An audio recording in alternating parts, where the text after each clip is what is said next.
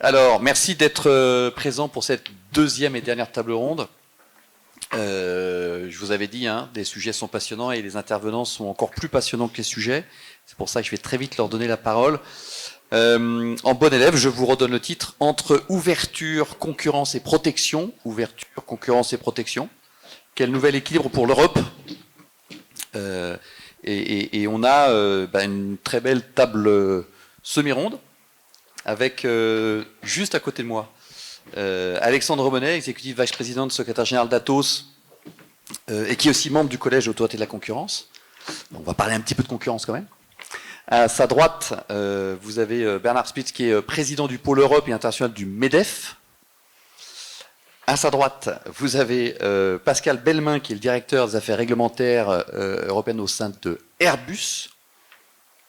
Et puis, juste à l'autre bout, en face, vous avez Jacques-Philippe Günther, qui est avocat associé au sein du cabinet Latham & Watkins.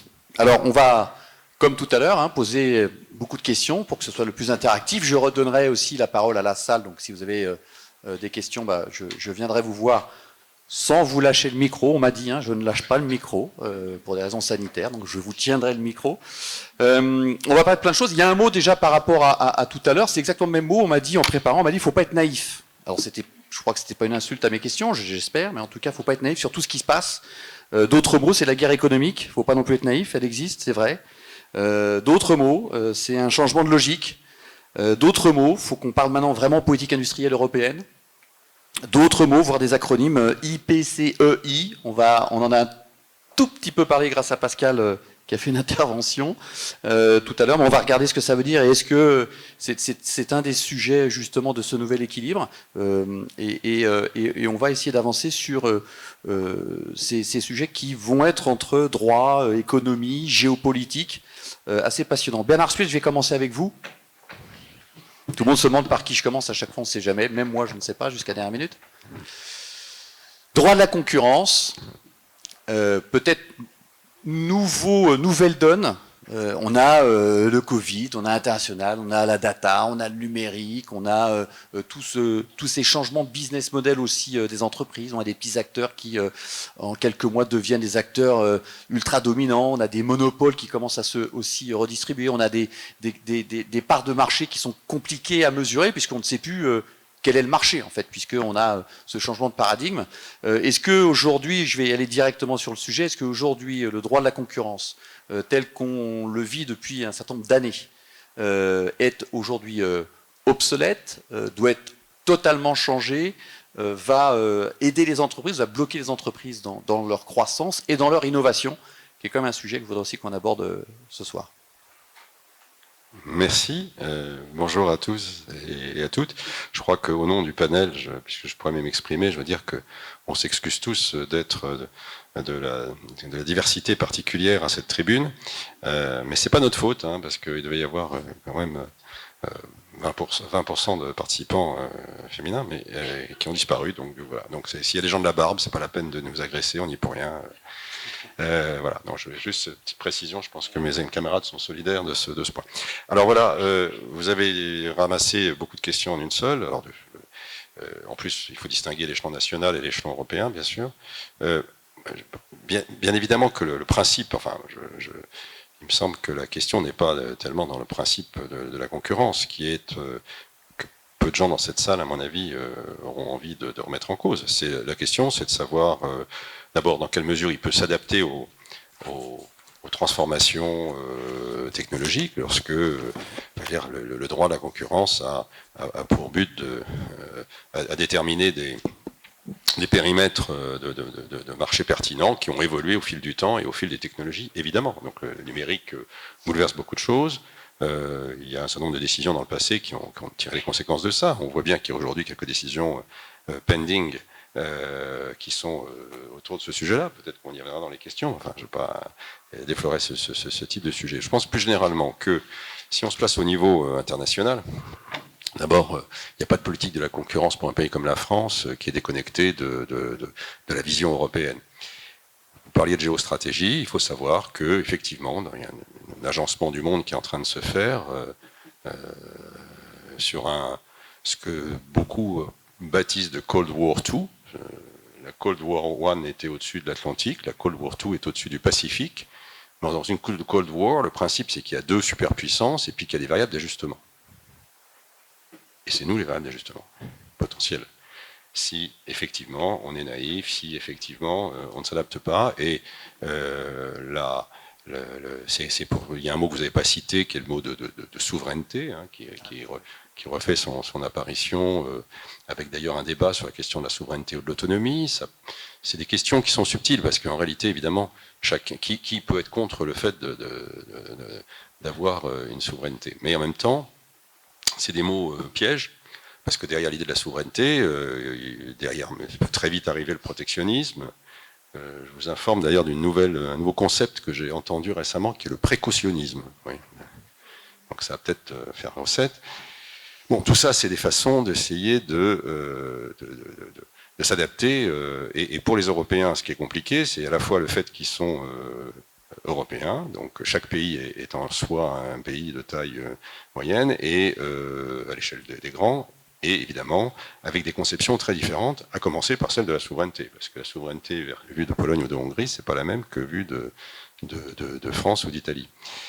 Bon, avec en plus des différences économiques, etc. Donc, en gros, moi je crois qu'il y a un vrai sujet aujourd'hui. Bon, il y a des sujets d'adaptation du droit à la concurrence, il y a des sujets sur lesquels il est, à mon avis, clair que au niveau de la Commission européenne, qui assume le fait qu'elle doit évoluer, je pense qu'on a eu une démarche à la fois effectivement naïve, c'est-à-dire qu'on n'a pas assez tenu compte dans le passé de la question de la réciprocité, et donc tout ce certain nombre de dispositions qui ont été prises récemment pour filtrer les accords, pour créer effectivement prendre en compte la situation des pays qui veulent exporter chez nous, notamment autour des aides d'État, etc. Bon.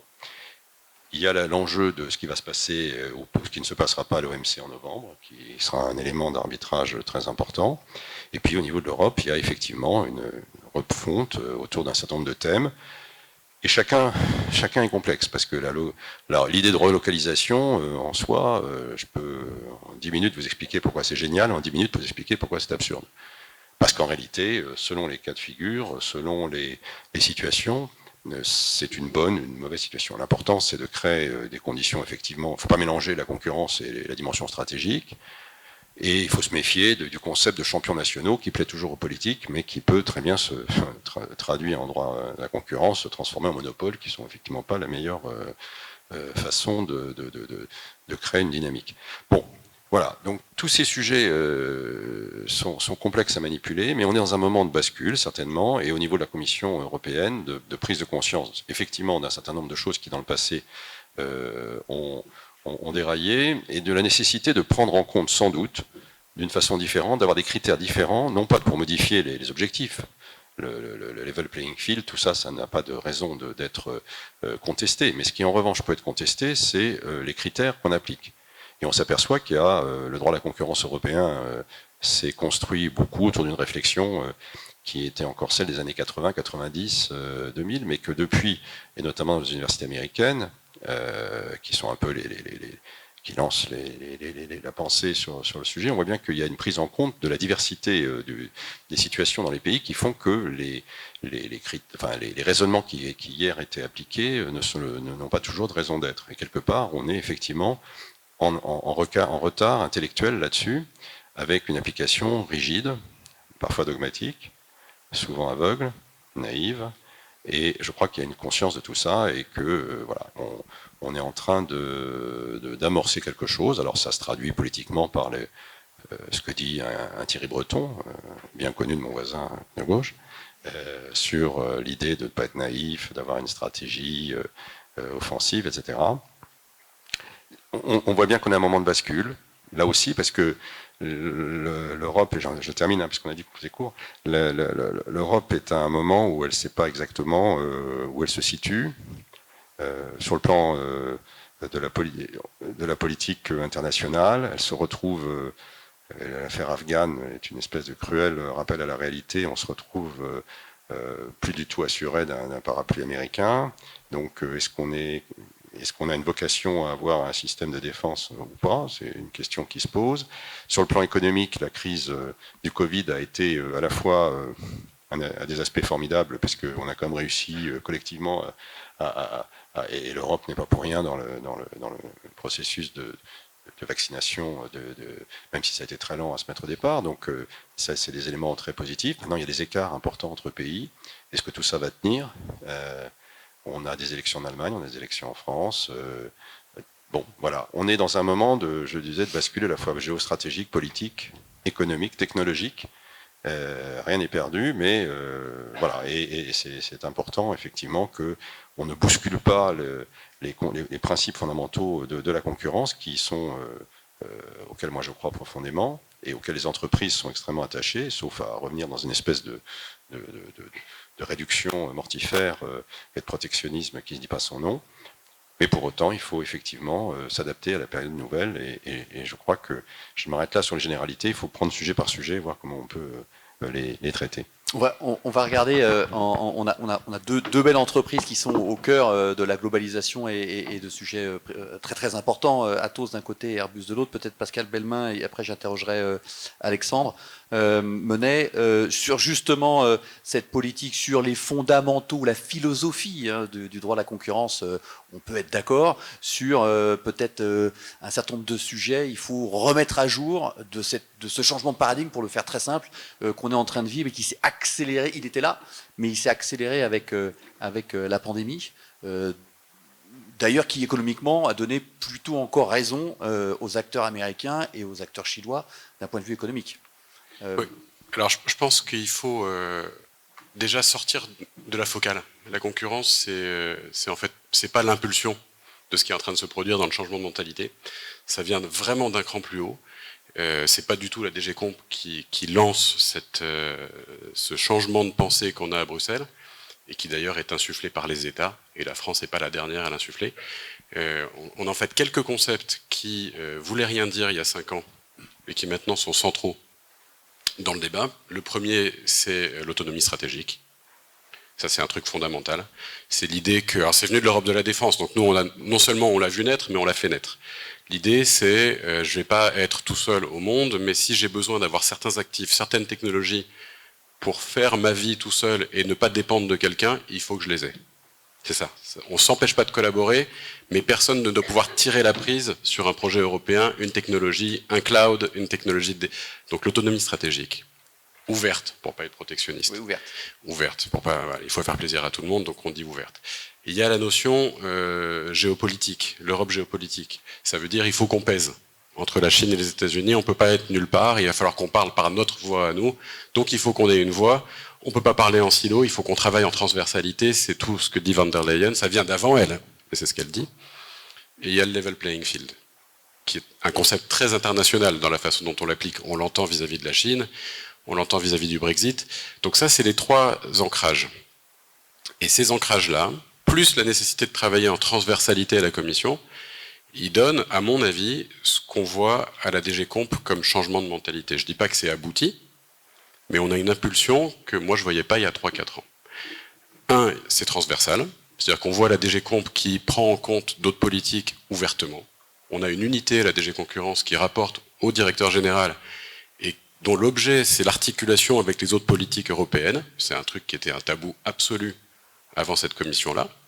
Donc ça, travaille avec la DG Trade. Alors qui bosse avec la DG Trade, qui bosse sur l'environnement, qui bosse sur le digital, etc.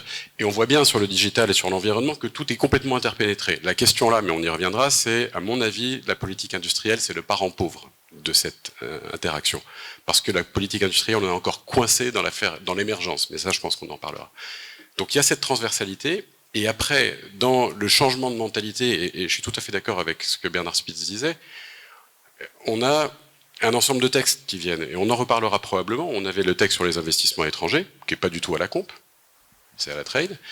On a le texte sur les marchés publics et la réciprocité, qui était dans les limbes pendant longtemps, et là maintenant ça réaccélère, peut-être que ça va aboutir, mais là c'est les marchés publics, DG Gros. On a le texte sur les subventions internationales, qui est à cheval entre la comp, la trade et l'agro, donc à nouveau dans une logique complètement différente, mais cette fois-ci on va s'assurer qu'on a un level playing field si un acteur est subventionné.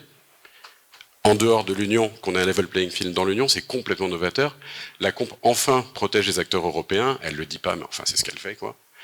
Et on a la coercition économique, c'est-à-dire l'extraterritorialité et même plus, avec une proposition de texte, là, au quatrième trimestre. Donc, en pratique, je pense, c'est complètement, il faut le parfaire, mais on a quand même des idées qui n'existaient pas il y a 4 ans, qui se déclinent dans l'intégralité des domaines, y compris le digital, et qui donnent lieu à des initiatives particulières, législatives. Et là maintenant, le vrai sujet, c'est ces initiatives, elles sont ambitieuses, mais on n'a pas d'unité au niveau des États. La question, c'est jusqu'où on peut pousser le curseur de quelque chose qui soit protecteur sans être protectionniste. C'est ça le sujet. Est-ce que la France et la logique française a une chance d'aboutir, ou est-ce qu'au contraire, on va se faire immédiatement stopper par les autres ? Alexandre Monet, toute cette articulation-là, c'est que la politique de la concurrence ne soit pas en inadéquation avec la politique industrielle, qu'il ne soit pas en inadéquation avec ce qu'on veut faire sur l'environnement et ce qu'on veut faire sur le digital, etc. Tout ça, on ne va pas aller sur... peut-être il faut la raison d'être, qui est cette politique industrielle avec une vision. Comment est-ce que, justement, vous voyez tous ces sujets s'orchestrer de façon nouvelle et, j'espère, cohérente avec l'évolution du marché dont on parle? Alors, sur le constat, je rejoins ce qu'il vient d'être dit. En fait, je pense que Jacques nous en parlerait de façon plus précise, mais on a une commission qui a protégé le consommateur pendant des années et qui s'aperçoit qu'en fait, il faut aussi maintenant protéger les entreprises. Donc déjà, c'est une vraie bascule. Le seul problème, c'est qu'on n'a pas les entreprises.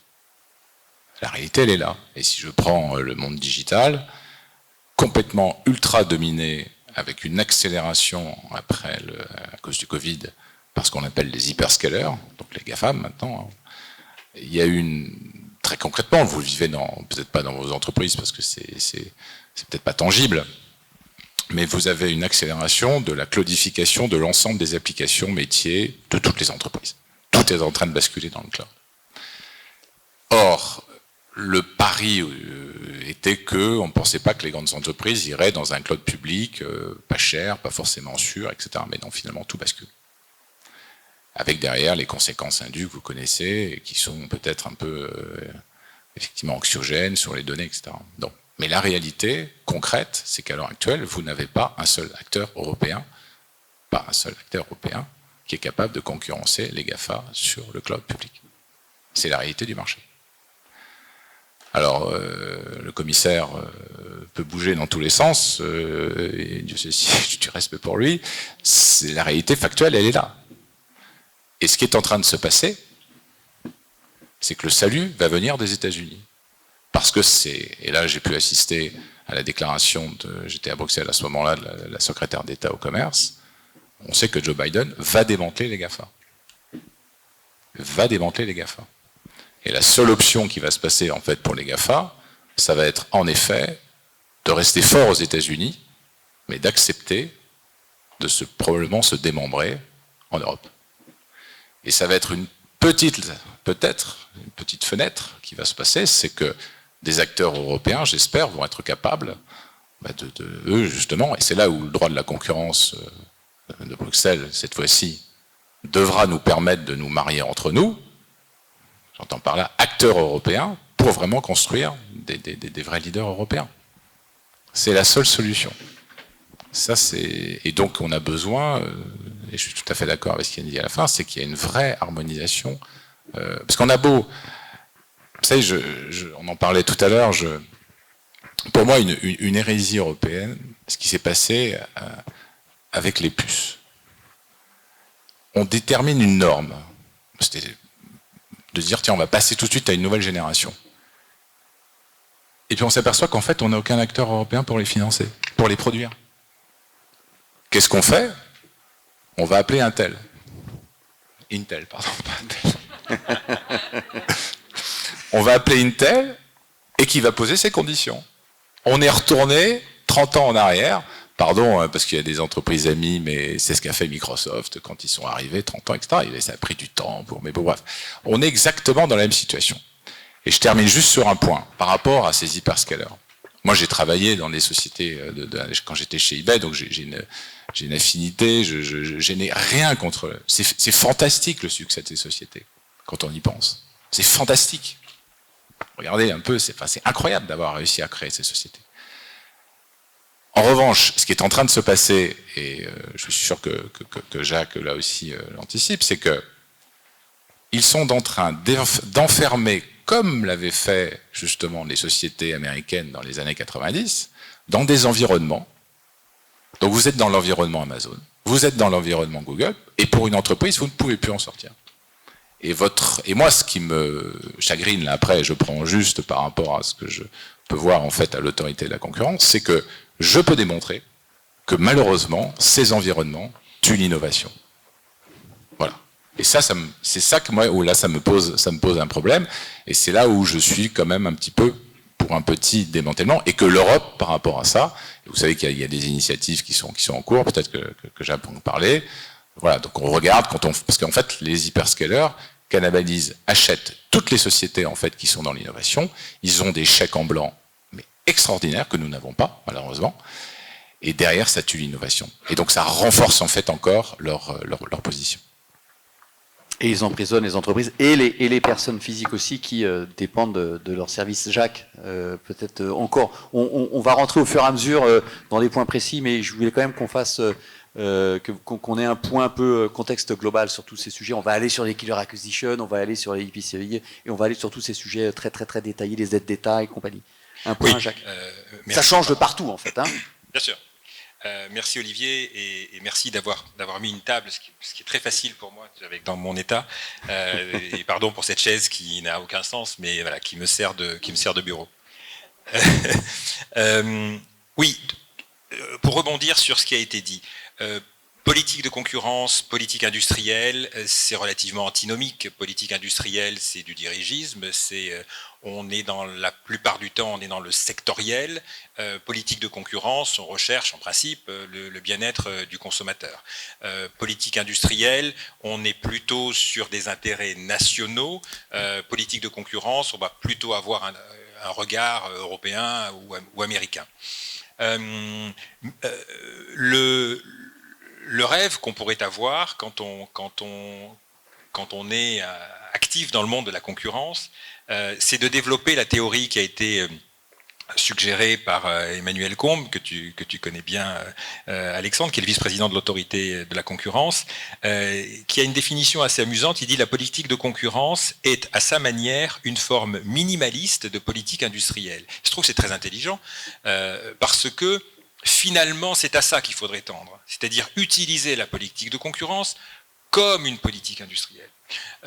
On a quelques outils pour le faire, et en cela, je rejoins ce qu'a dit Pascal. Il y a effectivement un réveil avec le New Tool Act, avec le Digital Market Act, avec les discussions qui ont eu lieu sur le rôle que doivent jouer les gatekeepers, etc. Mais c'est tout de même extrêmement ciblé, et c'est ciblé plutôt GAFA, et c'est pas ciblé industrie. Donc quand on a les mains dans les dossiers de concentration, ou dans les dossiers d'entente ou d'abus de position dominante, il y a la réalité de la primauté du regard industriel sur le regard droit de la concurrence n'existe pas. N'existe pas du tout. Et on reviendra tout à l'heure en détail sur un certain nombre d'affaires un peu significatives qui ont, notamment Siemens Alstom, qui a été un peu le point de départ de la réflexion, non pas européenne, mais d'une réflexion franco-polonaise, allemande, avec le rapport notamment d'inspection des finances, qui a travaillé sur ce réveil. Mais juste quand même, pour vous donner quelques marqueurs, aux États-Unis, qui est quand même le pionnier de l'antitrust, on a des pans entiers de l'économie qui ne sont pas soumis au droit de la concurrence. C'est clair. Okay. Les secteurs qui sont sous contrôle de l'État, comme le secteur postal, ou les secteurs régulés, les télécoms, etc., ne sont pas sous le contrôle des autorités de concurrence. Les secteurs régulés sont sous le contrôle des autorités de régulation. On ne fait pas comme chez nous, où on empile le CSA, l'ARCEP, l'autorité, la commission, etc., etc. Donc c'est évidemment avec ce genre d'outils, qui sont des outils politiques, qu'on peut faire de la politique industrielle, mais on ne fait pas de la politique de concurrence, on fait de la politique industrielle. Si on regarde la Chine, 2 chiffres intéressants. De 2008 à 2013, 15% des concentrations qui sont notifiées en Chine concernent des opérations entre entreprises chinoises. 15%. En Europe, c'est 50% du business européen qui est notifié à la Commission. Donc, on voit tout de suite la marge de manœuvre énorme qui existe côté chinois pour réguler les investissements étrangers, alors que du côté européen, c'est le syndrome de on se tire une balle dans le pied, on contrôle 50% des investissements ici. Et puis un dernier chiffre, qui ne va pas vous étonner, sur 22 concentrations chinoises intervenues dans des secteurs peu stratégiques, comme la sidérurgie, les opérations télécom, la construction navale, j'en passe et des meilleurs. Évidemment, il n'y a que des leaders mondiaux. Sur ces 22 opérations, surprise, aucun refus de la part de l'autorité de la concurrence chinoise. Donc, de nouveau, évidemment, personne n'envie le système chinois. On n'est pas en train de dire qu'il faut faire comme en Chine. Mais avant de se battre, il faut quand même regarder à qui on a affaire. Et on pourrait se dire, et j'en conclurai de cette façon-là, d'une certaine façon, pourquoi, il y a quelques années, les artisans de la politique agricole commune ont réussi à faire passer l'idée que la PAC devait se soustraire aux règles de concurrence. Okay ? La PAC ne subit pas de règles de concurrence. Donc ça ne s'applique pas au secteur de la PAC. Pourquoi ne pas avoir érigé, il y a quelques années, dans un certain nombre de secteurs, des barrières, on verra peut-être en matière d'État tout à l'heure, qui permettrait un assouplissement, ou à tout le moins qu'on lève un peu le nez du guidon et qu'on se demande ce qu'on est en train de faire au niveau mondial. Quand on regarde les capitalisations boursières, je crois qu'il y en a 22 qui sont européennes, c'est tout, sur les 50 premières capitalisations. Et tout le reste, c'est américain et c'est asiatique. Donc voilà, il y a un sursaut qui est peut-être en cours, mais on est quand même encore loin de cette réaction. Pascal, vous vouliez intervenir ? On fait un signe. Une réaction, et je profite du fait qu'ils soient handicapés pour le contredire un peu. Autant je suis tout à fait d'accord sur le déséquilibre qu'il y a entre l'UE et les États-Unis et la Chine, et je l'ai vécu sur des opérations comme beaucoup, des opérations américaines qui, pourtant, dans des secteurs qui n'étaient pas exclus du droit de la concurrence, étaient autorisés alors que c'était complètement inimaginable. Et en Chine, on n'en parle effectivement pas. Là où je suis pas tout à fait d'accord, c'est que pour moi, c'est pas du tout au droit de la concurrence de faire la politique industrielle. Parce qu'il y a, mauvais jeu de mots pour Airbus, mais il n'y a pas de pilote dans l'avion, sinon. C'est pas le job. Alors je comprends l'idée de dire il faut démanteler un moment pour ensuite arriver à une projection, mais pour moi, c'est pas le logiciel de la comp ou d'une autorité que de prendre des projections sectorielles, européennes, hein, ça peut exister, parce que nous, on les développe au niveau européen, et d'aller mettre toutes les mesures. Ça, c'est quelque chose qui est de l'exécutif, quoi. C'est de l'exécutif, et il faut pour ça que, sectoriellement, une feuille de route soit définie, hein, qu'elle soit claire, où est-ce qu'on veut arriver, quelles mesures on met en face, et que cette feuille de route soit prise en compte par les autorités de concurrence, comme par la trade, comme par toutes. Et qu'on ait au niveau européen, dans le collège des commissaires, parce que c'est quand même jamais une décision DG-Comp, c'est toujours une décision collège des commissaires qu'on adopte, cette prise en compte-là. Que la comp ne soit pas aveugle au reste. Ça, j'ai l'impression que doucement on y vient. Enfin, j'ai quelques exemples pratiques dont je ne peux pas parler, mais on sent cette porosité. Ce qui manque vraiment, c'est cette fameuse politique industrielle. C'est-à-dire qu'on a vu Thierry Breton pousser ses idées d'écosystème sectoriel autour duquel il essayait d'accrocher la politique industrielle. Ça a été plus que difficile, il s'accroche encore parce que même la DG qui est en charge de ça maintenant se structure autour, mais il n'y a pas cette notion de top-down sectoriel comme on aimerait la voir en France avec un pilote dans l'avion. La meilleure preuve, c'est qu'au moment où il a fallu gérer la crise Covid et le plan de relance, on n'a pas réussi à le faire sectoriellement. On a tous proposé de le faire sectoriellement, c'est pas passé. Donc ça passe comment ? Par des trucs un peu horizontaux thématiques sur le cloud, les semi-conducteurs, les batteries, l'hydrogène. On va faire des alliances et du financement, mais on n'a pas un pilote général dans l'avion qui articule national, enfin européen et national. Et à mon avis, le problème, il vient quand même largement de là, parce que si ça existait, à mon avis, la comp ayant quand même progressivement changé sa logique, elle le prendrait en compte, beaucoup plus que maintenant. Et il faudrait aussi une Europe plus forte et plus géopolitique, qui pourrait, on va même au-dessus de la politique industrielle. Bernard Spitz m'avait fait un petit signe. Oui, puisqu'on peut, avant de lancer les débats sur les sujets plus techniques, réagir, je vais prendre mes risques, parce qu'Alexandre n'est pas handicapé, mais je vais me poser la question sur... j'ai une interrogation, en fait. J'étais très surpris, mais je ne conteste pas, parce que je n'ai pas d'informations là-dessus, il est plus compétent que moi, il est dans son secteur. Mais quand il dit que Biden va démanteler les GAFA, moi, j'attends pour voir, hein, parce que... le secrétaire d'État qu'il a pris, il n'est pas forcément très pro-GAFA quand même. Non, mais c'est pas la question. C'est pas la question. Et c'est pas pour faire plaisir à l'Europe s'il démantèle. Non, mais c'est d'abord ce qu'on vient de dire. Ça se résume petit 1. La Chine n'est pas une économie de marché, ça je le confirme. Deuxièmement, l'Europe n'est pas fédérale. Oui, ça c'est aussi. Donc ça complique tout ça. Et surtout, il y a une politique américaine. Moi, je disais tout à l'heure, le risque, c'est finalement ils se mettent d'accord, les deux superpuissances, et qu'ils essayent de le faire sur le dos des tiers, et notamment de l'Europe. Les Européens. Bon, et c'est comme ça que ça s'est passé aussi jadis, entre l'URSS et les États-Unis. Il y avait la politique de dissuasion, et puis bon, ils ne s'aimaient pas, mais ils se mettaient d'accord, puis c'était les terrains périphériques qui étaient les terrains d'affrontement. Il peut se passer la même chose. C'est très sérieux, l'antagonisme entre Chinois et Américains. C'est ça qui me fait douter une seconde de la chose. Parce que, bien sûr que les États-Unis, dans le passé, ont démantelé les monopoles, ils ont démantelé AT&T, ils ont démantelé les... Bon, on connaît l'histoire, et c'est vrai que c'est eux qui sont les pionniers de l'antitrust. Mais évidemment, tout repose sur leur... Et moi, j'ai toujours pensé ça, que la logique, ce serait ça. Sauf que la nouveauté, c'est la Chine. Et que lorsqu'ils ont démantelé dans le passé, ils pouvaient dire, bon, ben voilà, on rend un marché plus efficace, et ça va se faire pour le bien des Américains. Et ils risquaient pas d'être envahis par les Européens et par des pays en développement qui n'étaient pas développés. Mais aujourd'hui, c'est différent.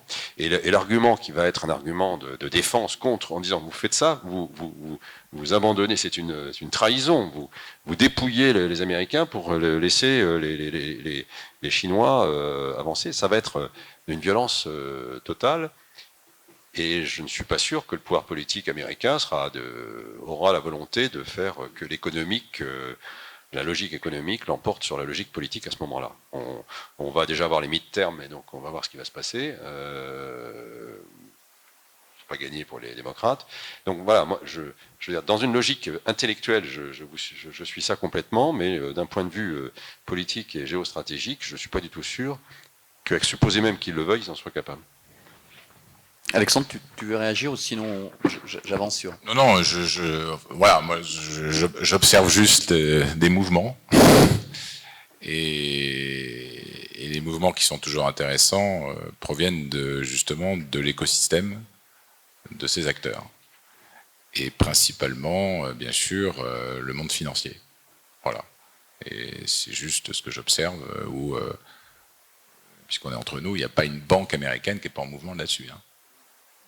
Donc, alors peut-être qu'ils sont en train on les connaît, ils se font peut-être voilà, des espèces de projections, mais il y a un vrai mouvement, franchement. Et moi, je suis pas ça tous les jours, hein, mais parce qu'on est dans le cadre de Gaia X, donc qui est une initiative européenne sur la sécurité. Donc il y avait cette secrétaire d'État. En effet, bon, après. On n'était pas beaucoup, mais il y avait quand même pas de doute dans ces déclarations. Alors, vous avez raison, hein, Bernard, moi j'écoute, c'est tout, mais est-ce que derrière, après, il y aura un principe de réalité politique, etc. C'est certain, voilà.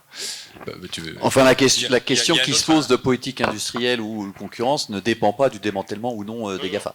Il y a un autre indice, pardon, pour aller dans le sens d'Alexandre, il y a un autre indice, c'est que la nouvelle patronne de la FTC, Madame Khan, a fait sa thèse sur le démantèlement des GAFA. Exactement. C'est pour ça que je disais que sa nouvelle secrétaire D'accord, d'État... alors on peut avoir mauvais esprit, mais enfin, ça donne quand même une indication. Elle a publié dans le Yale, exactement. dans Yale un papier qui est assez clair sur ce qu'elle veut. Alors, est-ce que politiquement, elle pourra le faire? Mais en tout cas, elle a été recrutée.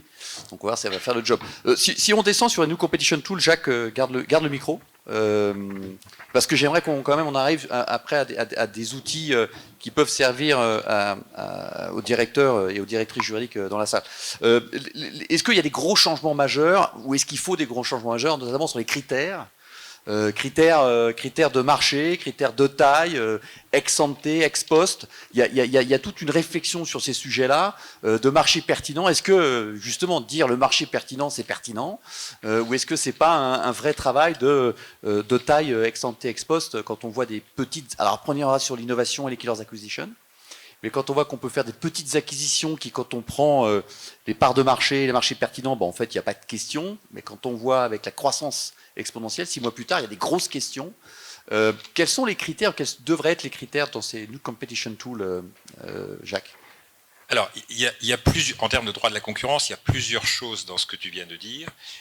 Il y a le Digital Market Act, il y a le New Tool, il y a les remèdes en matière de concentration, et il y a la communication de la Commission sur les marchés pertinents. Et puis il y a encore l'article 22, j'en dirai un mot tout à l'heure, le renouveau de l'article 22 qui est une catastrophe et qui de surcroît n'a même pas été pensé comme un revival de contrôle de type politique industrielle, mais plutôt comme un élément supplémentaire pour je dirais, éliminer une bonne partie de la sécurité juridique qu'on avait réussi à obtenir après 30 ans de jurisprudence en matière de concentration. Donc si on évoque simplement pour l'instant le Digital Market Act et le New Tool. Le Digital Market Act, c'est en fait une réglementation un peu ad hoc, et c'est une réglementation qui est très ciblée, qui vise les gatekeepers. Bon, c'est quoi un gatekeeper? C'est une entreprise du digital, c'est une plateforme, c'est un moteur de recherche, c'est un opérateur du cloud qui, en tant que tel, constitue un passage obligé pour l'accès à des utilisateurs professionnels qui ensuite ont accès... C'est les plateformes BIFAS, ça s'appelle. Oui, alors globalement. Oui, ce sont des plateformes BIFAS, bien sûr, même multi-sided, puisqu'il y a une pluralité d'intervenants qui peuvent venir se greffer. Ce qu'on cherche évidemment, ce qu'a cherché la Commission là-dedans, c'est essayer de prévenir ce qui a été identifié dans Google Shopping, par exemple, c'est-à-dire le fait de privilégier, pour un opérateur digital, privilégier ses propres services au détriment d'activités d'acteurs qui ont des activités concurrentes, les Quelcou et autres opérateurs qui sont littéralement morts des pratiques consécutives à Google Shopping. C'est le fait d'utiliser les données communiquées par ses propres clients pour tuer le business de ses clients. C'est l'affaire Amazon qui est également devant la Commission. Et donc, si un certain nombre de conditions faisant des opérateurs des gatekeepers, alors la Commission va les regarder de très près, c'est-à-dire que la Commission va les mettre sur une liste, il faut se déclarer, et puis l'objectif sera que ces acteurs-là maintiennent un objectif de concurrence ouvert, un marché ouvert, un objectif de concurrence loyale et une concurrence équitable. Alors tout ça, c'est très intéressant. Ça donne des pouvoirs d'enquête à la Commission, ça permet de donner un support juridique à des pouvoirs d'enquête renforcés. Il y a un élément intéressant, c'est que la Commission peut, grâce à ce New Tool, se faire communiquer des informations sur les accès aux bases de données et le fonctionnement des algorithmes, qui est un sujet ultra sensible, évidemment. On l'a vu devant l'autorité de la concurrence dans l'affaire qui a opposé la presse à Google sur la rémunération de la presse, où la question était de savoir comment fonctionnait l'algorithme, de quelle façon la presse permettait à Google d'enregistrer des données extrêmement intéressantes pour les annonceurs de Google, et Google évidemment ne voulait pas dire à l'audience comment fonctionnait son algorithme, et avait aucune envie de satisfaire notre demande qui était de dire il faut un expert, il faut qu'on aille fouiller pour savoir comment tout ça se déclenche. Bref, donc la Commission a créé cet outil qui objectivement est un outil intéressant et prometteur, mais qui est un outil ad hoc, c'est-à-dire un outil très spécifique et limité au gatekeeper. L'autre acte intéressant et important, c'est ce qu'on a appelé le New Competition Tool. Alors, New Competition Tool, c'est une révolution. Si c'est présenté comme un élément de politique industrielle, ok, pourquoi pas, mais attention, et c'est là où on entre dans la discussion du revers de la médaille, c'est-à-dire que c'est un truc, parce que c'est vraiment un truc, c'est pas un outil juridique classique.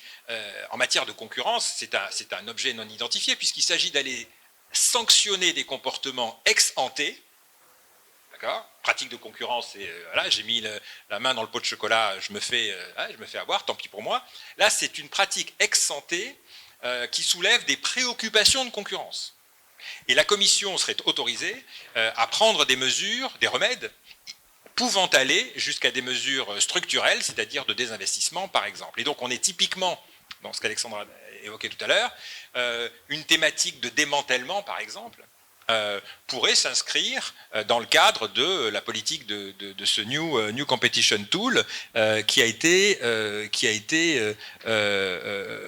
en réflexion auprès de la Commission, puisque la Commission a lancé une consultation publique sur ce sujet, que l'idée c'est de combler les lacunes qu'on a pu constater dans ces affaires-là, notamment donc toujours ces affaires digitales, puisqu'il a fallu entre 6, 7 ans, parfois davantage, pour sanctionner des comportements de la part de Google en particulier, et que la Commission, de façon, comment dire, un peu opportune, mais elle a quand même envoyé un signal assez fort en retenant une affaire, il y a maintenant 1 an et demi, 2 ans, une affaire d'un opérateur américain où la Commission a utilisé la procédure de mesure conservatoire, qui n'avait plus été utilisée pendant 25 ans, pour essayer de régler un problème juridiquement comme on le fait d'habitude en matière de concurrence, c'est-à-dire que voilà, je constate une pratique anticoncurrentielle et je discute le cas échéant avec l'entreprise pour essayer de le régler. Donc voilà, il y a un revers de la médaille à ces outils, nouveaux outils, que la Commission met sur la table, mais qui évidemment, quand on est avocat, quand on est juriste, a de quoi inquiéter évidemment les opérateurs. Avant que tu n'ailles plus loin et qu'on aille sur les autres sujets, Pascal, vous m'avez fait un signe que vous vouliez intervenir sur ce que vient de dire Jacques. Ouais, enfin juste pour confirmer, alors le New Competition Tool pour moi, il y a eu une consultation, mais il est plutôt dans les limbes, parce qu'on a le DMA. Et on était hyper opposé au New Competition Tool parce que c'est ce que Jacques disait, c'est un outil qui est absolument sans limite pour la DG Comp pour faire à peu près ce qu'elle veut. Et c'est pas sectoriel, c'est pas numérique, c'est partout. Donc ça à l'inverse de la DMA qui est... Alors que le DMA est focalisé sur 10 entreprises, tel qu'on nous le dit en tout cas, et donc c'est quelque chose qui est appréhendable. Le New Competition Tool, c'était la porte ouverte à toutes les fenêtres, quoi. Donc ça marchait pas du tout. Et à nouveau, j'élargis un tout petit peu la focale. N'oublions pas qu'en termes juridiques, si les initiatives qui sont dans le pipe en ce moment aboutissent, on est face à un changement radical de l'univers juridique. Si le règlement sur la réciprocité marché public aboutit, l'IPI, on va pouvoir dire à des entreprises non européennes, vous savez quoi, vous ne pourrez pas rentrer sur nos marchés ou pas aussi facilement, ou même pas du tout, parce que nous, on ne peut pas rentrer sur vos marchés là-bas. Ça va être quand même assez ambiance. Il faut imaginer l'action qu'il y a derrière. Si l'outil subvention internationale de la comp et de la trade aboutit, et franchement il est plutôt en passe d'aboutir parce qu'il y a un soutien large, on va pouvoir aller expliquer à des acteurs qui sont financés hors de l'Union que tel comportement, ils ne peuvent pas l'adopter parce qu'ils ont eu la subvention américaine ou indienne, que telle opération de M&A pour un nouveau régime, pour une autre raison, ils ne peuvent pas la faire. Pas parce que ça viole la concurrence, mais parce qu'ils ont un avantage, parce qu'ils ont été financés. Ou alors que leur appel d'offres, ils ne peuvent pas le gagner parce que leur fournisseur principal, il est financé ailleurs, c'est quand même un truc qui est d'une puissance assez phénoménale. Alors si je rentre jusqu'à la coercition économique et l'extraterritorialité, qui est un texte qui va tomber ce trimestre probablement, on voit qu'en termes de... Alors il y a un vrai sujet de sécurité juridique, quand on fait cette table rase, et on n'a même pas parlé de l'article 22, on est dans un autre monde. Oui, mais restons 30 secondes sur ce sujet justement du contrôle des subventions étrangères. Juste sur ce que vient de dire Fabrice sur les marchés publics. Pascal, pardon. Une chose très, très, très importante qui, pour l'instant, n'est pas encore acquise. Et là, pardon, je me ramène encore à mon secteur. Sur la réciprocité des marchés publics? Non, au-delà. Sur la réciprocité de la technologie pour pouvoir soumissionner au marché public. Il y a un truc qui est totalement scandaleux, en fait, c'est quand les entreprises américaines ont la possibilité de soumissionner à des appels d'offres européens sur des technologies auxquelles nous n'avons pas accès, société européenne, où ils vont évoquer non pas simplement des mesures de souveraineté, et ça, la Commission est en train de se pencher là-dessus, je sais qu'il y a eu tout un rapport, etc., mais ça, c'est vraiment quelque chose de très concret et réel. Ça, c'est le premier point. Deuxième point aussi, par rapport à ce qu'a dit Jacques tout à l'heure, sur notamment l'algorithme. Derrière tout ça, il y a quand même une réalité aussi, c'est que tout le monde est d'accord que l'algorithme ne peut pas rester une boîte noire. Et en fait, il faut essayer, pour ceux qui se souviennent un peu, alors c'est compliqué, hein, il y a aussi des bons lobbyistes un peu partout, pour qu'on essaye d'avoir un peu une approche comme on avait avec le code source autrefois. Mais il y a des tels enjeux financiers. Et quelle est la réponse à l'heure actuelle du marché et des GAFA? Eh bien, tout ça est mis à disposition for free. Et aujourd'hui, vous ne vous en rendez peut-être pas compte, mais il n'y a pas d'enjeu. L'enjeu, il n'est plus là. Et donc, c'est pour vous dire, c'est trop tard. Et donc, là encore, il y a un décalage entre... Et pourtant, le DMS, c'est à quelques mois. Mais c'est trop tard. C'est trop tard. Aujourd'hui, Google met à disposition le module d'intelligence artificielle dans G Suite, tout ça, c'est gratuit. C'est gratuit, c'est trop tard.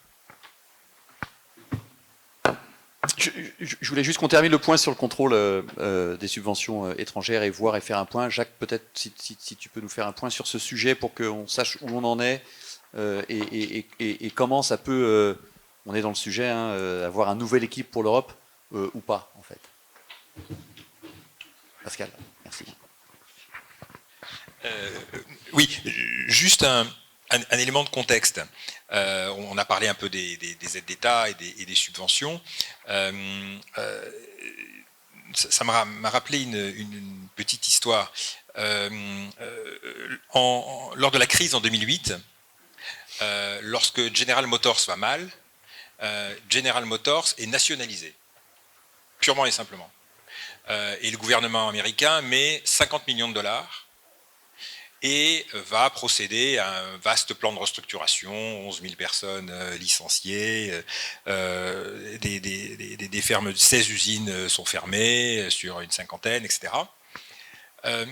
En parallèle, je m'en souviens puisque je m'en étais occupé, lorsque PSA demande à l'État français une garantie pour que la banque de PSA puisse emprunter et que PSA puisse continuer à vendre aux particuliers des bagnoles à crédit, qui est le modèle économique des constructeurs. Volkswagen a déposé une plainte, la commission a instruit, ça a donné lieu à une décision avec des remèdes significatifs, notamment une partie de la cession de la R&D, de ce que PSA faisait avec BMW, etc. Voilà. Donc ça c'est la façon, quand je disais tout à l'heure se tirer une balle dans le pied, c'est la façon dont on a fonctionné. Et donc évidemment, lorsque General Motors vient faire ses courses en Europe, on a des raisons de s'interroger sur level playing field. Et c'est la même chose avec les Chinois. Et là, j'ai une anecdote intéressante sur les Chinois. C'est dans le domaine des batteries électriques, batteries pour les voitures électriques. Il y a une société qui s'appelle CATL. Vous avez peut-être entendu parler, moi jamais, c'est CATL. C'est un des 3-4 leaders mondiaux en matière de batterie. CATL a réussi à faire accepter par le gouvernement chinois, enfin le gouvernement chinois a imposé, aux constructeurs automobiles étrangers d'équiper les bagnoles qui arrivent en Chine, qui sont vendues en Chine, de batteries CATL, sans quoi le dispositif fiscal, financier, de support, etc., accordé aux acheteurs de voitures électriques ne fonctionnerait pas. Donc, du coup, exit LG, exit Panasonic. CATL est devenu évidemment l'opérateur leader de batteries électriques et évidemment, CATL est maintenant en situation de vendre des batteries en Europe. Donc, quand on voit ça, on se dit, il faudrait quand même un peu se réveiller. Alors, il y a deux formes de réveil. Il y a une première forme de réveil interne, si j'ose dire. C'est-à-dire, par exemple, il y a eu un développement ces 2-3 dernières années des aides à finalité régionale qui sont massivement exemptées. Presque 50% des aides à finalité régionale sont aujourd'hui exemptées par la Commission. On a relevé les plafonds et le dispositif est beaucoup plus souple. Autre dispositif plus souple, celui des projets importants d'intérêt commun, les PIIEC, qui existent depuis 1957, mais qui n'avaient jamais vraiment été utilisés, qui a été réactivé et qui est là aussi un support important de subventions. Et on puis, y reviendra après qu'on acte, fasse un point spécifique sur les... Et il y a ce dernier acte qui, lui, est basé sur un contrôle avec deux outils. Les deux outils sont basés sur des notifications. Le premier outil, ça permet de contrôler ex ante des opérations de concentration qui visent une cible dont le chiffre d'affaires est supérieur à 500 millions d'euros. Avec une contribution étrangère, donc contribution d'un État étranger, d'une entreprise publique, d'un organisme quelconque, supérieure à 50 millions d'euros. Donc, dès lors, en gros, qu'il y a une subvention un peu significative, ça donne lieu à une notification préalable. La même chose en matière de marché public.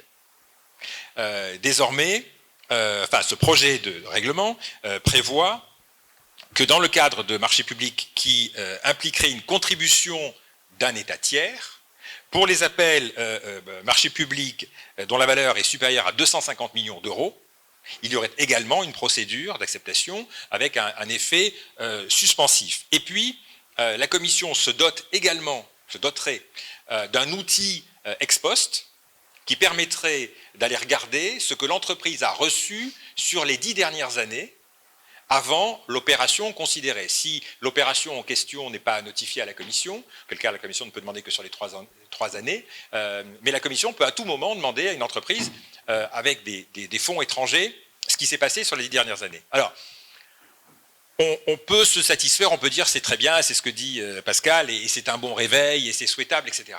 Enfin, pour ceux qui sont habitués des procédures CFIUS, on en dira peut-être un mot tout à l'heure, c'est du pipi de chat. C'est vraiment, c'est ridicule. C'est-à-dire que ça va peut-être permettre, parce qu'on est quand même au stade du projet, de contrôler un peu les flux, mais on est encore loin d'un outil qui permettrait, comme le font les États-Unis, comme le font les Chinois, de contrôler véritablement les entreprises qui vont investir en Europe. Merci Jacques. Je voulais qu'on fasse un point, peut-être Pascal, on en avait parlé ensemble justement sur ces IPCEI, ces projets importants d'intérêt européen commun, si je retiens bien l'acronyme anglais avec une version française. Il y a plein de sujets, et les sujets d'ailleurs que Thierry Breton pousse sur les semi-conducteurs, sur le cloud, sur plein de sujets.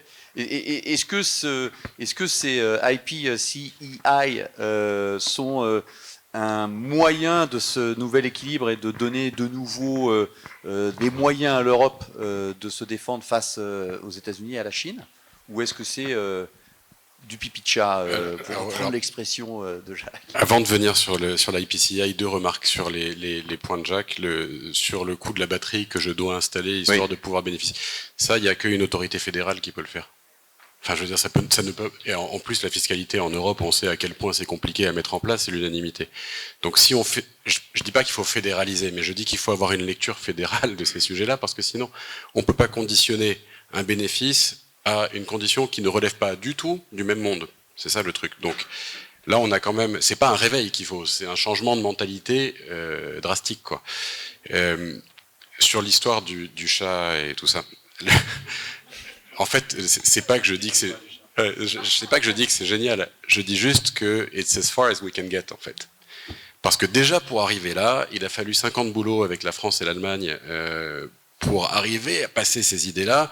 Et on fait face à un bloc d'États qui n'en veulent pas, qui est phénoménal. Donc c'est vraiment le sujet de l'appétit européen et des différents États pour nous amener à un endroit où on s'assume un peu plus.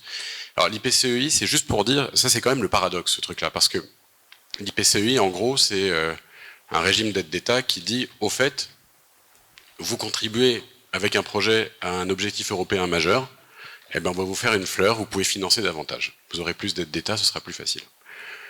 Et donc c'est un truc qui a été travaillé en 2014, moi j'ai beaucoup travaillé là-dessus, pour dire voilà, on va donner un petit bonus à la politique industrielle en matière de concurrence. Tu fais un truc bien en matière de politique industrielle, ça va passer mieux pour toi en concurrence.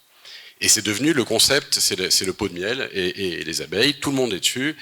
Et alors la blague, c'est que c'est devenu le concept central de la politique industrielle européenne. C'est ça le truc. C'est-à-dire que la politique industrielle, ça se résume aujourd'hui à je mets un IPCEI pour faire du financement national plus ou moins synchronisé, je mets une alliance dessus pour que tout le monde se parle, sur les batteries, l'hydrogène, le cloud, et j'ai fait mon boulot. Le problème, et nous on est dans plusieurs IPCEI, c'est qu'en fait ça ne fonctionne pas du tout, parce qu'il faut un top-down dans une stratégie. S'il n'y a pas de top-down, on va nulle part. Et l'IPCEI qui est morcelé entre 10 États différents, chaque État fait passer des appels à projets pour que ces entreprises proposent le meilleur. C'est pas du tout articulé. Nous, Airbus, on répond à des sujets en France et en Allemagne. Et je peux vous dire que les administrations ne savent pas ce qu'il y a d'un côté et de l'autre sur le même sujet. Donc, c'est joli, c'est très bien, ça va financer, mais ça va financer quoi? Et là, c'est vraiment le propos d'Alexandre tout à l'heure. À quelle vitesse on va bouger alors que les concurrents américains et chinois, eux, fédéralisés et soutenus, ils bougent 3 fois plus vite. Donc, oui, on n'est pas candide, on est moins naïf, on est machin, on crée des instruments réglementaires, mais le sujet, il n'est pas vraiment là, en fait. Le sujet, c'est à quelle vitesse on peut bouger dans une direction définie ensemble. Et là, honnêtement, j'ai quelques doutes. Et il fallait quoi? Il fallait du top-down par filière industrielle? Il fallait, alors, c'est un mauvais exemple, mais bon, dans le Covid, la première chose, le premier réflexe que j'ai eu au moment de la crise Covid, c'est de dire il faut reprendre les écosystèmes de Thierry Breton, faire des feuilles de route par écosystème. Il faut qu'on se dise pour l'industrie automobile, ça a été fait en 2008 sur l'industrie automobile, faites-le pour l'aéronautique, faites-le pour la santé, on va mettre tous les échelons autour du même problème. Le traité CECA, c'est quoi? Le traité CECA, c'est qui préexiste. Le traité CECA qui préexiste au traité de Rome, c'est le traité sur le charbon et l'acier. C'est-à-dire qu'on traite en vertical, on traite une thématique, une filière. Bon. Et donc on aurait très bien pu procéder de cette façon-là. C'est ce que la Commission avait accepté de faire au moment de la crise Lehman en 2008, dans les aides à la restructuration, puisqu'il y avait des aides spécifiques au secteur bancaire. Et pour être aussi tout à fait objectif, ça a très bien fonctionné. C'est avec des décisions en 48 heures qui ont permis de littéralement sauver le système bancaire. Or là, comme le dit Pascal, c'est pas comme ça que l'on a procédé. Et c'est ça ce qu'on a poussé. Enfin, moi, j'ai passé des heures longues à pousser ça. La France était d'accord, ça c'est pas passé. Donc on n'a pas eu de sortie de crise écosystème et de relance, hein, qui dirait, voilà, les Américains ont été financés comme ça, les Chinois comme ça, comment nous on doit faire, c'est quoi la stratégie? Il n'y a pas eu ça. Et à mon avis, tant qu'on n'arrive pas à ça, on a un gap. Le problème, c'est que la raison pour laquelle ça passe pas, c'est parce qu'on n'est pas seul en Europe non plus, quoi. Il y a un speech sur la position du MEDEF, sur ces sujets de verticalité, de filière industrielle. J'imagine que vous êtes plutôt favorable. Oui, bien sûr, mais sans être dogmatique, c'est-à-dire qu'on n'est pas pour... Enfin, le concept de localisation systématique à tout prix n'a pas de sens, quoi. Je veux dire, il ne faut pas localiser pour le principe de localiser. Et puis ensuite, il ne faut pas se baser sur le passé, mais sur l'avenir. Donc, être pertinent. Et enfin, il faut le faire dans une logique européenne et pas dans une logique franco-française, sinon ça n'a aucun sens. Donc une fois qu'on a eu tout ça, comme il n'y a pas de politique industrielle européenne, comme on est en retard par rapport aux États-Unis sur l'unification de tout ce qui est réseau, que ce soit l'énergie, les télécoms ou le reste, le cloud, enfin je veux dire, on est vraiment très très en retard. Et la question est d'ailleurs d'assumer ça, parce que quand Thierry Breton parle, il dit ça, il dit faut pas être naïf, ça sert à rien quand la messe est dite ou c'est trop tard, c'est pas la peine d'aller courir et d'épuiser des forces et d'énergie dans des choses qui n'ont pas d'avenir. Puis après, il cite toute une série de secteurs dans lesquels, bon, moi, je suis pas compétent, mais dont j'ai le sentiment qu'on est en retard, hein, mais définitivement, quoi. Et donc, il y a un problème politique, c'est d'assumer le fait qu'on est ou pas, que c'est, voilà. Et donc, c'est pas simple, et ça demande en plus derrière les financements appropriés, le soutien. Dans un moment où, là encore, je disais tout à l'heure que l'Europe est à un moment un peu de carrefour. Vous savez, il y a un truc qui est vraiment, pour moi, tout ce qui se passe actuellement en Europe se résume en une formule, qui est une formule que beaucoup d'entre vous connaissez, puisque c'est Mario Draghi qui l'a dit. Il a dit il n'y a pas de mauvaise dette. La dette, c'est pas un sujet. Il y a la bonne dette et la mauvaise dette. Donc, et tout est là. qu'est-ce qu'on fait en Europe en termes d'investissement, en matière de politique industrielle? Si c'est pour faire c'est faire de la mauvaise politique, c'est-à-dire de faire plaisir aux uns aux autres, aux lobbies, etc., et donc de gaspiller du temps, de l'énergie et de l'argent dans des choses qui n'amènent à rien, c'est désastreux. Bon, une fois qu'on a dit ça, la question elle n'est pas tellement dans l'objectif, elle est dans le comment. Comment on fait pour aller vite, allouer de façon pertinente ces investissements et le faire dans une gouvernance politique qui soit appropriée. Bon, là-dessus, chacun a ses idées. Donc nous, le MEDEF, on soutient évidemment tout ce qui a été dit et qui va dans le sens d'une prise de conscience, de la réciprocité, de l'allocation des moyens. Bon, et après, vraiment, tout est dans l'exécution. Et c'est vrai qu'en Europe, on n'a pas toujours eu, enfin on n'a pas eu jusqu'à présent les éléments d'exécution pertinents. L'affaire récente, Thierry Breton a pris le leadership sur des sujets sur lesquels il n'y avait pas de compétences au départ. Et il n'y avait pas de pilote dans l'avion. Un des problèmes généraux de l'Europe, c'est qu'on n'a jamais de pilote dans l'avion. Parce que les gens qui sont chargés de choisir le pilote prennent un pilote qui ne va pas leur faire de l'ombre. Donc, et ils ont réussi avec un talent assez certain dans le passé. Bon. Donc voilà, l'Europe n'existe pas. On sent bien qu'elle a pris conscience qu'elle avait besoin de réagir pour exister. Donc tout ce qui se passe est positif. Est-ce que ça va se faire avec assez d'ampleur et assez vite? C'est ça la question. Alexandre. Non, absolument. Alors, pour vous donner un peu des exemples pratiques, on a parlé des semi-conducteurs tout à l'heure, parce que ce que disait Bernard est très juste. On est parti trop vite, puis après on s'est retourné. Un autre exemple, là, qui est encore aussi assez cocasse, c'est le quantique. Et donc, alors, chaque pays a vu en fait un élément hyper novateur. On va se dire, tiens, voilà, on va lancer des grands programmes quantiques. Voilà. La Commission a dit, nous, on va être là pour vous apporter les infrastructures. Ils se sont aperçus qu'il n'y avait pas beaucoup d'acteurs. Et pire encore, mais du quantique, pourquoi faire? Et là aussi, il y a une espèce de... Donc, là, c'est dommage parce que il y avait une volonté très industrielle quand même derrière. Alors ce qu'a essayé de faire Thierry Breton derrière aussi, qui paraît là en revanche peut-être un peu trop tard encore, mais c'est d'y ajouter des grands phénomènes de décarbonation dans tous les programmes européens, pour essayer de créer des éléments un peu différenciateurs pour les acteurs européens. Là, il y a une vraie singularité, je dirais, et qui nous a donné quand même un peu d'avance industrielle. Moi, je l'observe dans certains marchés où là, en revanche, les marchés européens et les pays européens jouent un peu le jeu. Parce que, et pour moi, c'est ça qui est important dans la politique industrielle.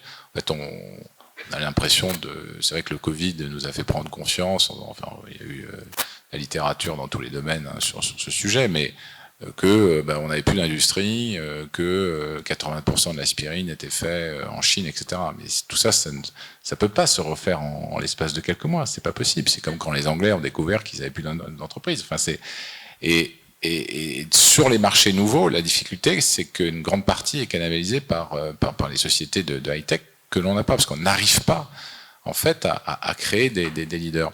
Je vous redonne encore un exemple, parce que c'est mon quotidien, donc, mais pour pouvoir obtenir, être compétitif, en fait, dans des marchés, il y a l'aspect technologie, mais il y a bien entendu votre capacité aussi de proposer quand même des prix compétitifs par rapport, en fait, aux GAFA.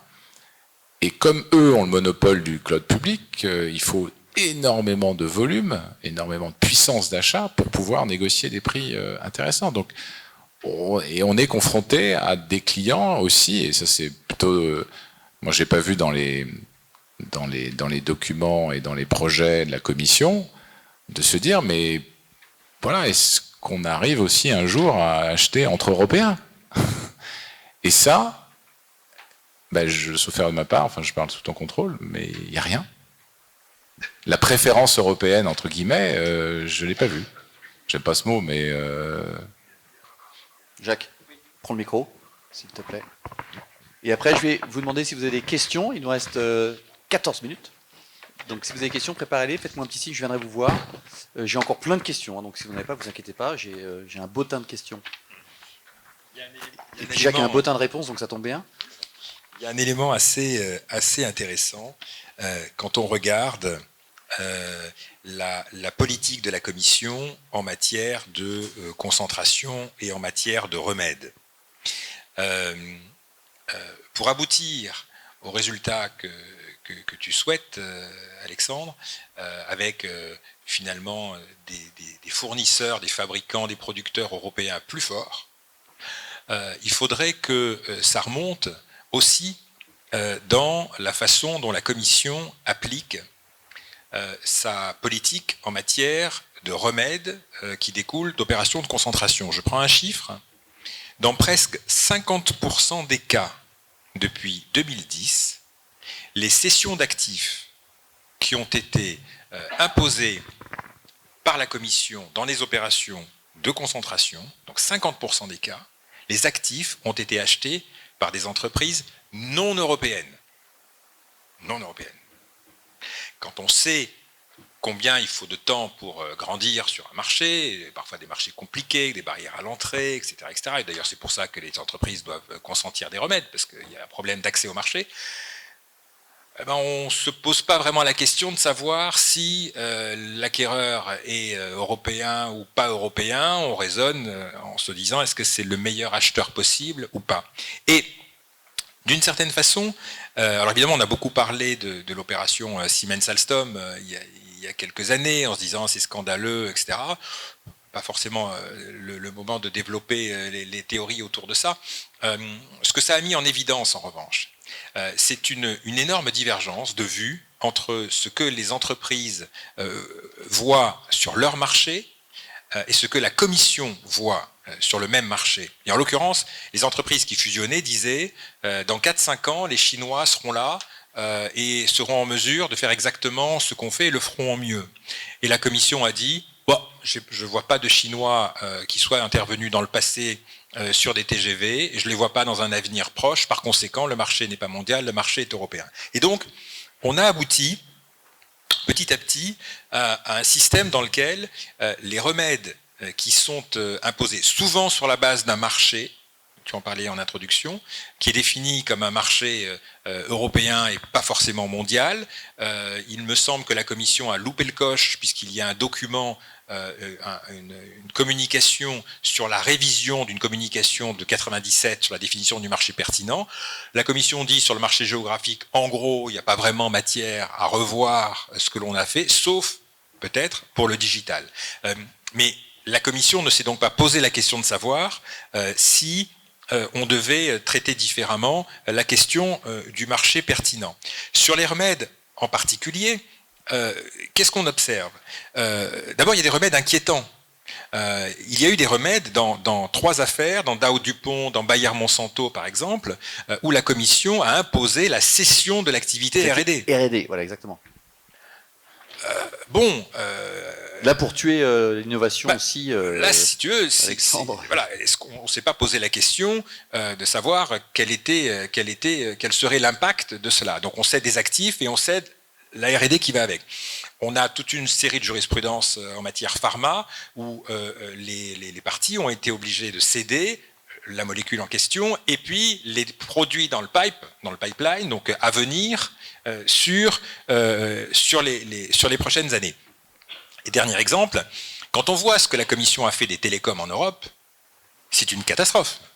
C'est-à-dire que le culte du nombre d'opérateurs minimum dans un pays, et ça a alimenté les débats en France et un peu partout dans les pays en Europe, il y a eu 4 ou 5 opérations assez emblématiques, il y a eu une grosse claque pour la Commission infligée par le tribunal il y a 2 ans à peu près. On peut revisiter aujourd'hui les remèdes qui ont été imposés par la Commission en matière de télécom.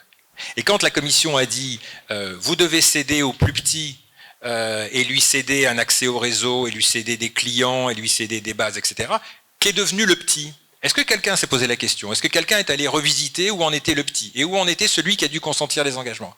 Et si on faisait cet exercice régulièrement, tous les 3 ans, imaginons, on peut arriver à un instant, que dans toutes les décisions de concentration avec remède, la commission soit obligée tous les 3 ans de faire son autocritique.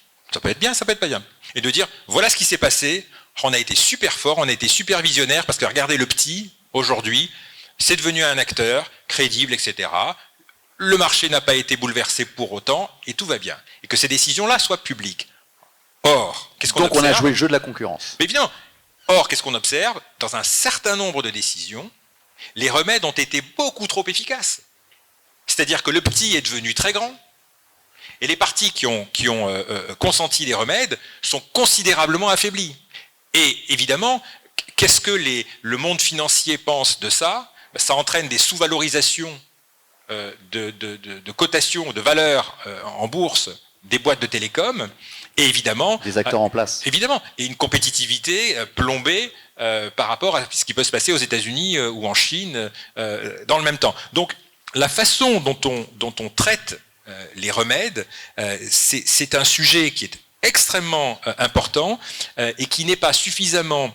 qui n'est pas examiné de façon suffisamment responsable, en tous les cas prospectif, par la Commission. Je finis par un dernier exemple. Et peut-être que quelques entreprises dans la salle ont été confrontées à ça.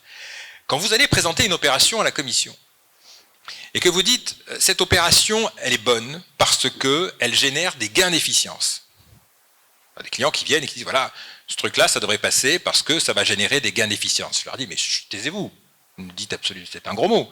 J'espère qu'il n'y a pas des documents qui parlent de ça, parce que qui dit gain d'efficience dit avantage concurrentiel, dans la logique commission.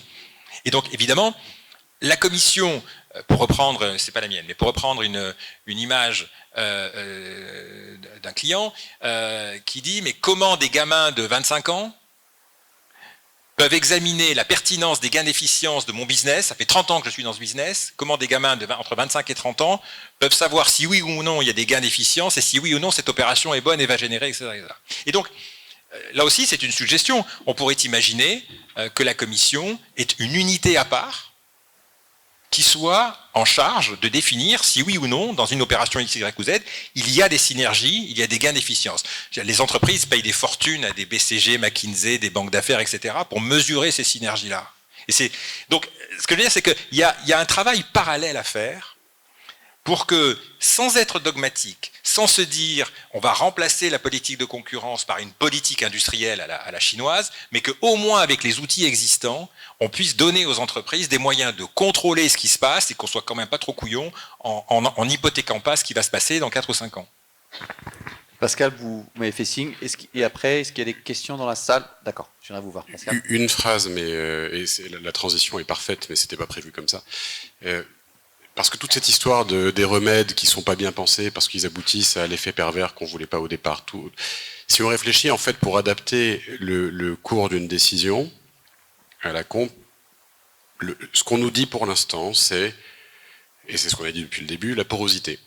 On va développer les politiques sectorielles, on va les affirmer au niveau européen, on va les écrire, les faire voter, et à ce moment-là, la comp va devoir de proche en proche les prendre en compte parce que sinon ça fait désordre.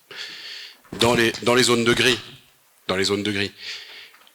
Mais est-ce que ça suffit ou est-ce qu'il faut aller au cran d'après et faire en sorte que dans les tests de droit de la concurrence, on intègre des éléments disant si votre opération ou votre remède présente des contributions positives à telle ou telle politique européenne et pas juste aux consommateurs, eh ben on peut les prendre en compte. Et ça, c'est refaire la notion de l'efficience dont Jacques parle. Alors que ça, c'est totalement hérétique en termes de droit de la concurrence. Moi, je le dis depuis quelques années, mais c'est assez hérétique. Mais mon sentiment, c'est que si on ne passe pas cette limite-là, en droit pur, si la DG Comp veut prendre une décision qui intègre un fondement de politique industrielle, eh ben, elle prend un risque juridique. C'est aussi bête que ça, de se faire annuler. Donc si on fait... Là, on a un sujet de cohérence quand même. Bernard, d'abord, Jacques, ensuite, et monsieur. Après, puisqu'il y a une question. En 20 secondes, parce que je sais que le temps va manquer, moi je voudrais juste ajouter à tout ça, c'est pas directement mais des éléments qui s'ajoutent à la réflexion du MEDEF, c'est peut-être périphérique par rapport aux questions du droit strict de la concurrence, mais pour moi ça a quand même des convergences fortes. Il y a des débats autres, mais qui viennent s'intersecter avec ce dont on parle. Il y a d'abord toute la question des normes extra-financières. Si les normes extra-financières sont le monopole d'une vision du monde comme c'est en train de se faire, il n'y a pas de doute sur le fait que ces normes seront instrumentalisées et pas à notre profit. C'est un instrument redoutable, parce que neuf, mais d'une efficacité terrifiante. Et là-dessus, alors là, je crois que pour la naïveté, on est quand même avec un N majuscule. Le problème de la taxonomie, d'ailleurs, est tout à fait lié à ça. Donc ça, c'est une chose. L'autre aspect qui intéressera sans doute la maison qui nous accueille, c'est tout ce qui tourne autour du legal privilege. Là aussi, on crée... alors là, c'est pas européen, puisque c'est très français. Là, dans la série, les balles... on a toujours des chargeurs de rechange pour se tirer des balles dans le pied. Voilà, une fois de plus, on ne va pas avancer sur ce terrain, en dépit du fait que tout le monde sait ce qu'il faut y en faire, qu'il y a un député qui est un député de la majorité, donc c'est pas un extraterrestre qui a fait un rapport très clair et très décisif sur le sujet, et c'est pour des raisons d'une médiocrité infinie, pathétique, que, une fois de plus, on va attendre, ne rien faire, être dans l'immobilisme, c'est consternant. Donc voilà, donc c'est vrai que tout ça c'est un tout, et que c'est toujours le maillon faible par lequel les difficultés s'infiltrent. Merci. Monsieur. Je ne peux pas vous donner le micro, j'ai interdiction. Je vous le tends. Non, vous ne pouvez pas le prendre. Bonjour, Gabriel Luc, direction juridique concurrence d'Orange. Donc Jacques a parlé de ma vie au quotidien et de mes difficultés avec la commission, je confirme. Deux constats et une question. De constat, on est effectivement un peu naïf et on en a un exemple récent. Moi, je ne crois pas beaucoup à la politique industrielle de la concurrence. Il n'y a pas de politique industrielle de la concurrence. Par contre, le droit de la concurrence peut aussi être un droit qui s'applique à tout le monde de la même manière. Et c'est plutôt ça aujourd'hui qu'on vit, c'est-à-dire qu'on a un droit à deux vitesses avec des acteurs très grands, très puissants, qui ne sont absolument pas soumis aux mêmes règles que nous, et nous qui continuons à vivre, et encore pour longtemps, a priori, dans un environnement très contraint. Un exemple récent, on a un arrêt de la CJ, de la Cour de justice européenne, sur la net neutralité. La net neutralité, c'est quoi? C'est amener l'Internet jusqu'aux abonnés de la même manière pour tout le monde. Et donc, il s'applique à qui? Aux opérateurs télécoms de l'Internet en bout de chaîne. Sauf que ce qu'on nous annonce dans les prochaines années, c'est que 95% des câbles qui transportent l'Internet, ils vont être possédés par les GAFAM, qui vont absolument pas être régulés. C'est-à-dire que ces gens-là pourront réduire l'Internet en amont, le distribuer de manière discriminatoire, s'amuser à réduire la vitesse sur les sites Netflix et autres que vous consultez. On ne pourra rien faire parce que la régulation, elle s'applique en bout de chaîne, et les opérateurs télécoms qui sont en bout de chaîne sont soumis à cette contrainte absolue et doivent voir passer le flux, par contre, que leur envoient les GAFAM, de la manière dont ils leur envoient. Ça, c'est le premier constat. Deuxième constat, on est dans un environnement aujourd'hui où ces acteurs-là sont absolument pas soumis aux mêmes contraintes que nous, effectivement, sur des politiques de concentration, et on n'a absolument pas les moyens, nous, d'agir. Pourquoi? Parce que ce qu'on regarde, c'est déjà que nos autorités de concurrence ont absolument pas changé de lunettes lorsqu'elles regardent nos marchés. Un exemple encore, toujours en télécom, je suis désolé, c'est ce que je connais le mieux. Pendant toute cette crise du Covid, vous avez tous utilisé vos téléphones, beaucoup, votre Internet, beaucoup, et je crois que personne dans la salle ne s'est pas servi de WhatsApp. Or aujourd'hui, quand on analyse un marché, une concentration en télécom, on va regarder les appels voix en me regardant moi, télécom, comme étant dominant, alors que vous passez 90% de vos appels sur du WhatsApp, qui ne sont même pas dans ces marchés, qui ne sont même pas analysés comme étant substituables. Or, tout le monde passe des messages via Messenger, via WhatsApp, y compris en vocal. Voilà, et les autorités de concurrence, et ce n'est pas les autorités de concurrence que je vise, c'est la Commission européenne. Aujourd'hui, vous avez une régulation, une DG Connect, et qui dissémine dans toute l'analyse concurrentielle, qui dit il y a un marché de la concurrence des appels voix télécom. Ça ne veut plus rien dire. Donc on a un problème d'agilité. Donc ma question, elle est simple. Est-ce que finalement, au-delà de la politique industrielle, la première question, c'est pas d'avoir un droit de la concurrence compétitif, et c'est-à-dire agile et qui est capable de s'adapter assez vite à ces transformations de marché. Et on a vu, c'était cet été, toutes les annonces, c'est-à-dire les GAFAM des fois sont en concurrence et des fois se mettent en commun, des dizaines de milliards sur les câbles transatlantiques, et Facebook, je ne sais plus avec lequel il se met, ils sont en train de mettre des câbles autour de l'Afrique pour justement régler ce que vous disiez en amont du sujet. Sur le point, Jacques, j'imagine, si tu veux, et on va conclure, parce qu'il y en a un intervenant juste après, la remise du prix et le cocktail. Oui, juste un élément de réponse pour Gabriel. Je partage 1000 fois. Il y a un outil, et là pour le coup, le MEDEF, le Cercle Montesquieu, enfin tout organe organisé, toute structure organisée a un beau sujet, qui serait de pousser la DG Comp. Je parlais tout à l'heure des remèdes. Moi, je serais assez favorable à ce qu'il y ait tous les 3 ans, par exemple, tous les 4 ans, un examen post-mortem des décisions qui ont été rendues, non pas sur le volet remède cette fois-ci, mais sur le volet marché pertinent. C'est-à-dire qu'aujourd'hui, quand on fait une opération de concentration, la variable d'ajustement, la variable essentielle, c'est le marché pertinent. Donc en gros, est-ce que j'ai 20% du marché ou est-ce que j'ai 78% du marché parce que la commission va considérer que c'est le sous-marché qui est le marché pertinent. Et il n'y a aucune visibilité là-dessus.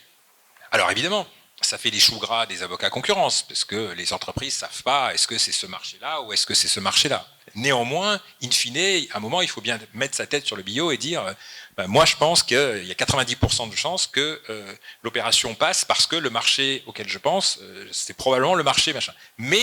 Et donc, on fait un travail avec la commission. Et donc, mais ce travail, on ne le fait que in situ, c'est-à-dire on ne le fait qu'à un moment où on a une opération notifiée à la commission. Et d'une certaine façon, il n'y a pas de transparence. Alors même que, de toute évidence, on pourrait régulièrement revisiter des marchés en fonction de l'évolution technologique. Et quand je disais 5 ans, c'est peut-être même absurde, et c'est peut-être 3 ans qu'il faudrait. Mais il y a quand même un certain nombre de fonctionnaires à la commission qui ne sont pas nécessairement suroccupés. Et je ne parle pas des gens de la DG Comp qui travaillent comme des malades, mais il y a probablement des gens qui peuvent aussi travailler sur ces sujets de façon à donner davantage de transparence. Ce n'est pas des guidelines qu'il nous faut.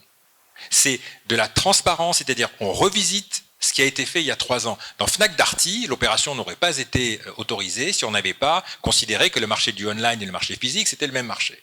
D'accord ? Donc, on a besoin de faire avancer les définitions de marché, comme le suggère Gabriel. Il y a forcément des données publiques qui montrent à tout le moins une substituabilité ou une perméabilité très forte entre les appels qu'on peut utiliser sur les réseaux sociaux et les appels classiques. Et c'est vraiment le moment pour la Commission de faire ce genre d'exercice. C'est justement tout ce changement de paradigme que permet d'ailleurs le digital, où toutes les stratégies d'intégration verticale ou horizontale qu'ont les entreprises font qu'elles arrivent d'un seul coup sur un marché sans avoir été identifiées et donc ne sont pas l'acteur du marché, mais créent de gros problèmes de concurrence aux acteurs en place.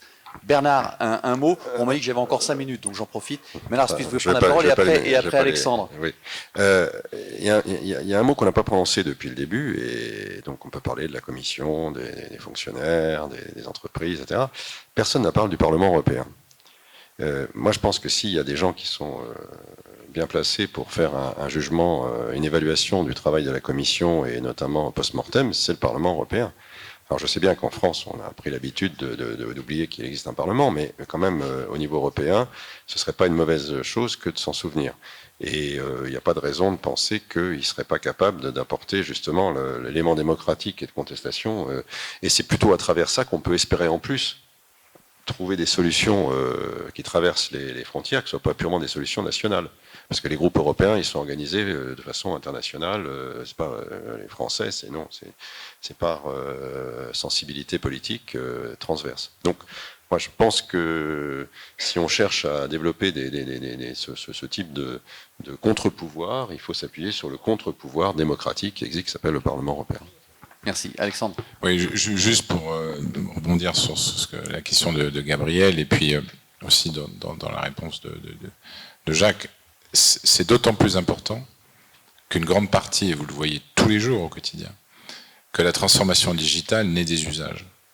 Et donc c'est quasiment impossible, quasiment, systématiquement, lorsque vous voyez des nouvelles technologies, quels vont être les usages qui vont être faits, et donc par conséquent définir un marché pertinent. On est dans un premier élément, et deuxième élément, là encore, observer ce qui est en train de se passer. On nous annonce bientôt en Europe, c'est déjà le cas aux États-Unis, les premiers magasins Amazon, ce genre de choses. Donc l'expérience d'achat va être différente, et donc là encore, la définition des marchés pertinents pour un acteur qui commence à évoluer en plus maintenant à nouveau, qui revient dans le mortar, c'est très intéressant parce que là ils vont encore agréger des nouveaux comportements, des nouveaux usages et cannibaliser en fait effectivement certains types de marchés. Je peux prendre une dernière question. Oui, je savais bien qu'il y avait une main qui s'était levée. Je rappelle pour des raisons sanitaires que je dois le garder le micro entre les mains. C'est pas que je veux absolument l'avoir, mais je n'ai pas le droit de je peux juste vous le tendre. Bonsoir, Patricia Guillaumard, avocat à la Cour. Je voulais rebondir sur deux choses. Vous parliez du démantèlement qui serait mis en place par Biden des GAFA. Je voulais savoir ce que signifiait démanteler finalement. Et donc, pour rebondir sur ce que disait M. Spitz, ça voudrait dire que finalement la Chine prendrait finalement une sorte de monopole sur plein de choses s'il y a un démantèlement. Donc qu'est-ce que ça veut dire? Et deuxième question, c'est pourquoi en est-on là? Qu'est-ce qui bloque à la Commission européenne? Quels sont les éléments perturbateurs de la protection de l'Europe et du fait que finalement, visiblement, il y a, et c'est une question, n'y a-t-il pas une volonté de destruction de l'Europe? Alors on suppute le démantèlement des GAFAM. Les BATX ne sont pas en train d'être démantelés, mais sont mis bien sous contrôle du gouvernement chinois. Qui veut répondre au sujet? Monsieur démantèlement? Sur la définition de... Non, je ne revendique absolument pas le démantèlement. Non, c'est l'histoire. Hein. Voilà, quand une entreprise a en effet un peu trop de pouvoir, on essaye de la démanteler. Le pouvoir, il est très large de ces sociétés-là. Voilà. Et que vous savez, je vais essayer de faire une pirouette pour rebondir et répondre à votre question. Moi, je vous invite à faire une chose, c'est de lire les déclarations au tout début du Covid des dirigeants des GAFA. Et je pense que vous aurez une réponse intéressante sur quelle est leur vision du monde. Et à partir de ce moment-là, vous comprenez que le pouvoir démocratique, il doit aussi se poser la question de ces acteurs étant... Et c'était Jacques Attali qui avait écrit ça il y a très très longtemps, en fait, où il expliquait que ces écosystèmes qui se créent à partir du moment où elles créent quasiment presque des zones de non-droit entre elles, devenaient dangereuses. Et ces déclarations sont assez intéressantes. Et donc... en revanche, ce que je crois savoir, c'est qu'ils veulent rester puissants sur le sol américain, sur lequel il y a des choses qu'ils ne veulent pas renoncer. Pour autant, voilà, ils sont prêts à abandonner, mais là encore c'est l'interrogation. Est-ce qu'ils veulent, peut-être,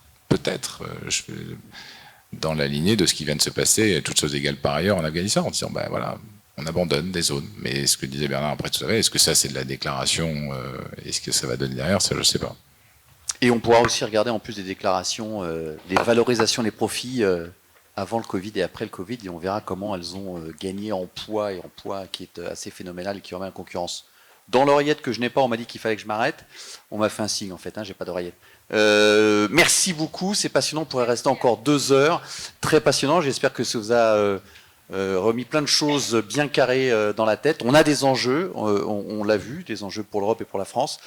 Pour l'instant, le premier enjeu, c'est de remonter. Vous avez une intervention qui est très intéressante, vous avez le prix du cercle, et puis après, vous aurez le droit à un beau cocktail. Merci beaucoup de cette passion.